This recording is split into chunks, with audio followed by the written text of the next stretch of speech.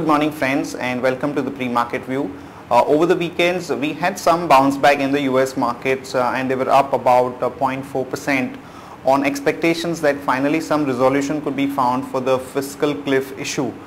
But European markets were down about 1.4% across the board, and when we look at the Asian markets today, most of them are slightly up. Particularly Nikkei is up about 1.5 to 1.6% on expectations of a pro-reform government taking power over the next few weeks. In fact, the Japanese markets are up almost quite a bit over the past few months, and they are at 2 months high. And the yen has actually weakened to almost 81.35 as market is factoring in the possibility of a further liquidity easing in Japan. Talking about the flows, friends, on Friday, FIs were net buyers to the tune of almost 510 crore and the domestic institutions were sellers to the tune of 375 crore. In another development, the USD INR actually has come down to almost 55.16 on the back of a weak October trade data, as well as the possibility of a higher fiscal deficit due to the tepid response in the 2G auctions. So because of these developments, we are seeing some pressure on the rupee, and also our market was actually quite weak on Friday, and it actually broke 5600 levels on the concerns that now that the parliament session is going to begin, there's going to be some pressure on the government, and the entire reform announcements which have been made could be tested on the floor of the house, particularly the contentious issue of the FDI in retail. So we are seeing some kind of a nervousness in the market. Market has actually broken 5600 level, which was an important support for quite a while. So this is something that we'll have to watch out for. If the market fails to remain above 5600 level for a sustained period of time, then technically it could become quite weak and we could head much lower. So this is something that obviously we will be watching out for. On that note, let me invite Shaival to take us through important F&O cues, ideas and strategies in the F&O markets. Good morning friends. In Friday's trade we have seen that the global uncertainty and depreciation of rupee has led to a sell-off during the last hour of trade, and because of which the Nifty has slipped below the mark of 5,600. And what we have also seen is that closure of long positions have taken place in Friday's trade. Now the PCR ratio has slipped below the mark of 1 at 0.98.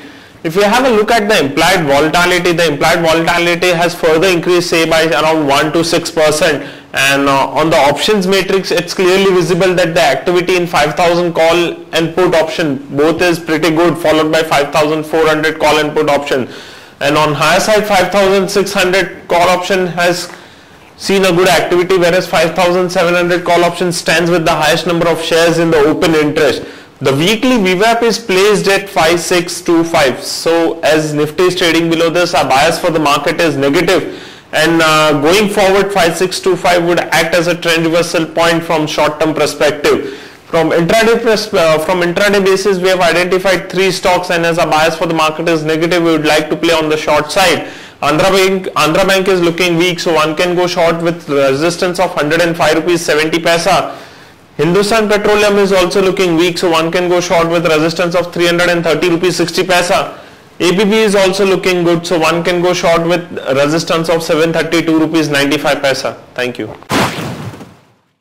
Here are the important news that we are tracking today. First of all, Indian Railways is going to increase the haulage rates by almost 31%, and this is going to affect both the operations done through the container cargo routes, as it accounts for almost 80% of the container business, and this could put pressure on the margins of the operators like Container Corporation and Gateway Distripark. So one could look at going short on these 2 stocks from a positional trading perspective.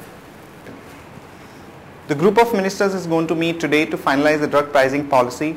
As some of you would be aware that the Supreme Court had said that they are advocating a cost plus kind of pricing policy, and it had left the final decision to the group of ministers, and in case this cost plus kind of a pricing policy is announced, then it could have short-term negative implications for the domestic pharma companies in the likes of Cipla, Lupin, Sun Pharma and few others. So this is something very critical for the domestic pharma sector as a whole, and the GAR amendments have almost been finalized as indicated by the finance minister, and depending upon the final shape of the act, it could be important from a FI flows perspective and the taxability of the profits that they generate on the equity transactions in India. So this is also something that the market will be keenly watching out for.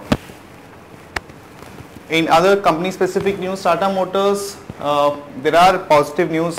The Jaguar and Land Rover and Chery will accelerate plans to build a joint venture in Shanghai, which involves a total investment of 10.9 billion RMB, and they are also looking at setting up a development center and engine production facility.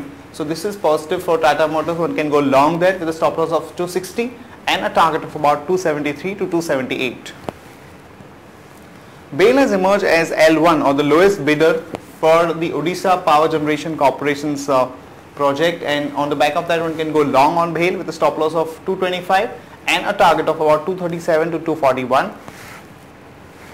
Uttam Galva has acquired a majority stake of almost 58.35% in the Lloyd Steel, and is also looking at increasing about 380 crore in the company, which is positive for Uttam Galva. One can go long there with a stop loss of 58.5 and a target of about 62 to 63. And Jagatjit Industries, one of the oldest distilleries in India, has acquired few brands from Scotland.